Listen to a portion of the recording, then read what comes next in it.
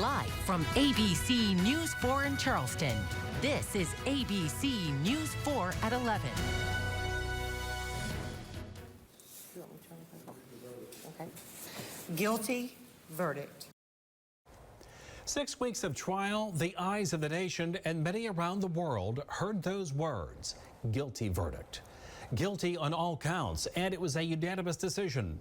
The jury deliberated for 2 hours and 51 minutes. We have team coverage tonight in Walterboro.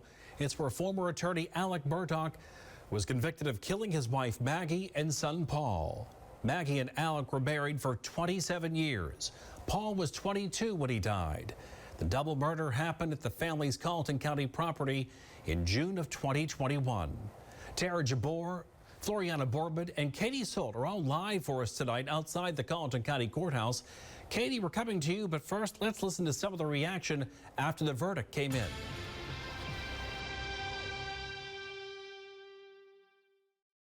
For them, we can't bring them back, but we can bring them justice. That was the state's message, justice for Maggie and Paul Murdaugh. The jury convicted Alec Murdaugh of the 2021 murders of his wife and son. The verdict came in right around 6:40 this evening. It was a quick deliberation and a unanimous verdict, guilty on all 4 charges, 2 for murder, 2 for possession of a weapon during the commission of a violent crime. The prosecution breathing a sigh of relief after that guilty verdict was read, hugging in court. And when they walked outside the courthouse, they were met with cheers from a crowd of spectators. Let's hear from State Attorney General Alan Wilson and lead prosecutor Creighton Waters on what they had to say after the verdict. Justice was done today. It doesn't matter who your family is. It doesn't matter how much money you have or people think you have. It doesn't matter what you think, how prominent you are. If you do wrong, if you break the law, if you murder, then justice will be done in South Carolina. And I think South Carolina has shown to the nation and the world how a process can work and work well. I'm going to stop speaking as an attorney general, and I'm going to close as a father and as a husband to say that when you go home tonight, hug your loved ones, hug your spouse, hug your children, because this case reminds us of anything that you can't take for granted that people in your family are always going to be there. And right now, when I get home tomorrow, I'm going to hug mine, and I hope you hug yours. The defense did not give a press conference. Instead, they simply chose to leave together. Ariane Emerson exclusively caught up with lead defense attorney Dick Harpootlian. Here's what he had to say. Hi, Mr. Harpootlian, do you have a comment for us tonight? Yes. Tomorrow? Yep, that'll be the plan. We'll see you tomorrow. Yep. Thanks. And turning it now over to look at the details of the jury verdict. Let's turn things over to our Tara Jabor. Tara, Judge Newman actually had a message for those 12 men and women. Yeah, Katie. This verdict was made in 3 hours, but it's been 28 days of court. We've seen hundreds of pieces of evidence and over 75 witnesses, and it all really came down to these 12 jurors. They're the ones who found Alec Murdaugh guilty. Now, Judge Newman, he was very thankful to these jurors. He said he's thankful that they brought justice to the victims, those victims, Maggie and Paul Murdaugh. Madam Floor Lady and members of the jury, I want to thank you on behalf of the citizens of the state of South Carolina and your fellow citizens of Carleton County. You did not volunteer for this service. You were called upon by being summoned to appear, and Providence have brought you to this moment in time and these weeks in time. I know that all of you have been here at great sacrifice, particularly the juror whose job was on the line until a miracle happened, I guess, that allowed him to be able to leave rather than leave after 2 or 3 weeks. But I want to thank each one of you all individually and collectively. Now, sentencing is at 9:30 tomorrow morning for Alec Murdaugh. That's 2 counts of murder and 2 counts of possession of a weapon during a violent crime. We'll, of course, be here and keep you updated. Katie, back to you. All right, thank you, Tara. Alec Murdaugh was surrounded by Colleton County deputies as he was walked out of the courthouse. It was maybe 25 feet to the prison van waiting for him in the parking lot. He didn't show any emotion, nor did he respond to questions shouted to him by the media. He was taken back to the Colleton County Prison, where he will stay until he returns to the courthouse tomorrow morning for sentencing. This trial has gained national attention. People, in fact, traveling in from across the country to witness the verdict today. With that, I want to bring in our Floriana Boardman tonight. She was talking with people throughout the evening who were waiting outside this courthouse. And Floriana, what did they have to say to you after the verdict? That's right, Katie. People were invested in this Alec Murdaugh trial. I spoke with people who were inside the courthouse today. They tell me they weren't surprised by the guilty verdict. They had been watching Alec, his family, and most importantly, the jurors. They say that once the jury came back from deliberation in under 3 hours, they knew the verdict would be a guilty one. But I knew it had to be that when it came back that fast. I felt like it was going to be guilty. It went on so long, and then to end so quickly today is kind of dramatic. I saw it coming, but that's because I was watching the jury this week. That's one of the reasons I came down here, to put eyes on the jury. And after Monday, they were paying close attention, more attention to the prosecution. And you still feel for their family. You know, they still have to live with this even after this day is over. Now, I spoke with some people today who told me they would drive over 3 hours every day just to come to court, but the commitment didn't end there. They would get here at 3 a.m. just to make sure that they would have a seat inside that courthouse. Now, I'll toss it back to you, Katie, working for you live in Walterboro. Floriana Boardman, ABC News 4. Thank you, Floriana. After the verdict was read, there were some comments from the judge, and then that pivotal moment. Alec Murdaugh handcuffed in front of everyone in the courtroom, then ushered out. The minimum sentence he faces is 30 years to life in prison. Sentencing is set for 9:30 tomorrow morning, and you can count on our team coverage to continue all morning tomorrow throughout sentencing. We will be here to see what the judge hands down. Working for you in Walterboro, Katie Solt, ABC News 4. Katie, thank you. One of the attorneys representing some victims of Alec Murdaugh's financial crimes has been in the courtroom nearly the entire time. Justin Bamberg told us what he's expecting during sentencing tomorrow. I would not be surprised if he gets life without parole. And at that point, now you've got 90 some odd financial crimes. People say allegedly Alec did it. Alec stole these people's money. He betrayed their trust, whether it was going to cost them their life or not. And I would hope that he would just plead guilty.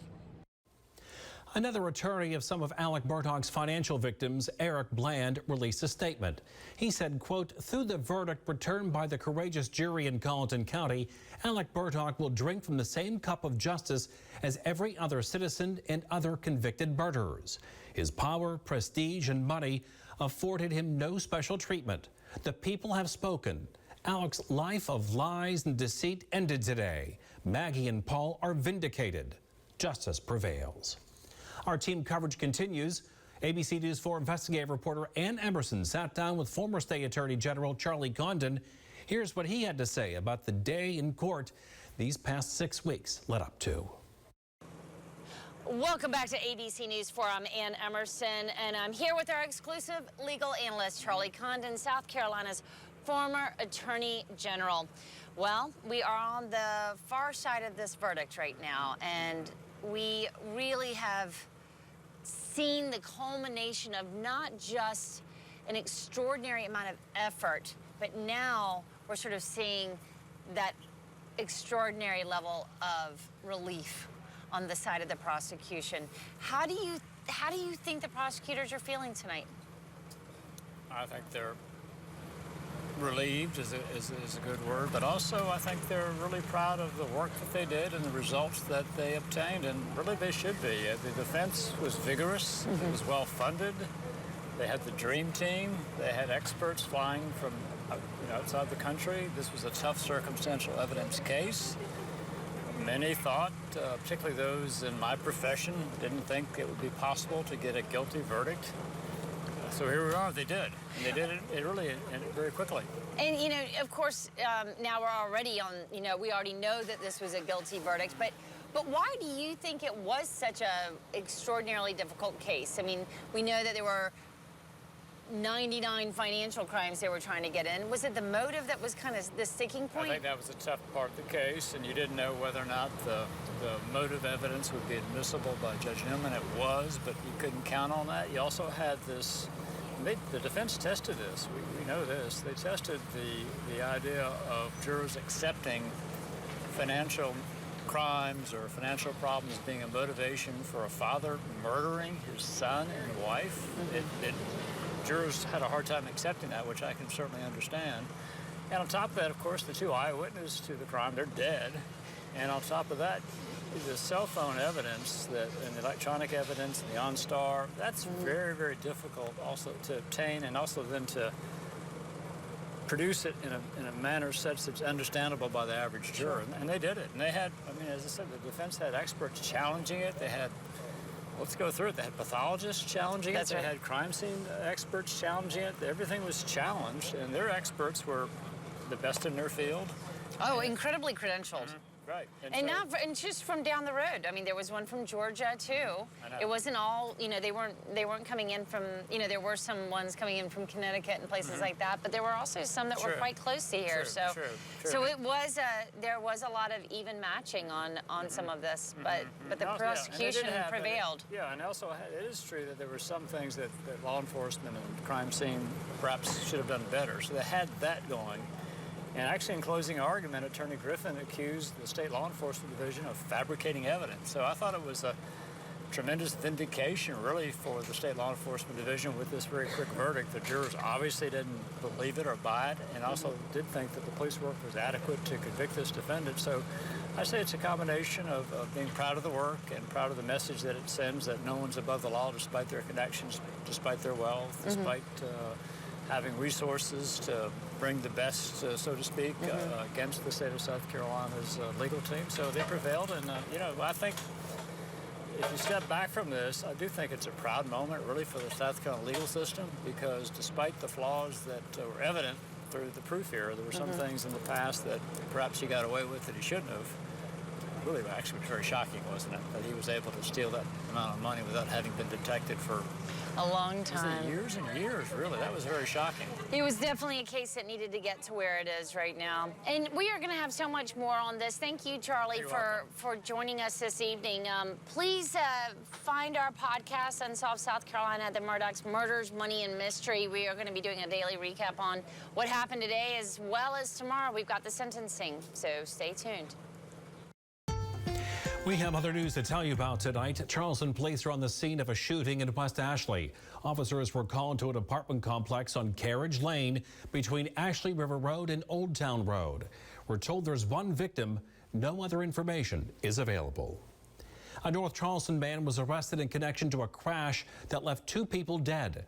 It happened just before noon today on Dorchester Road. Police charged 22-year-old Darius Frazier with 2 counts of reckless homicide. North Charleston Police and the Charleston County Coroner's Office are investigating. An early morning wreck left 1 person dead in Colleton County. Highway Patrol says the driver of the vehicle on Interstate 95 ran off the road, overcorrected, and struck several trees. The driver died at the scene. A very warm one today, and guess what? We're going to be close to that record high again tomorrow. 85 is our high temperature, 86 the record. We've also got our next weather maker on the way. We'll track that for you. A renewed push by Republican lawmakers on the origins of COVID-19. I'm Kayla Gaskins in Washington. When you see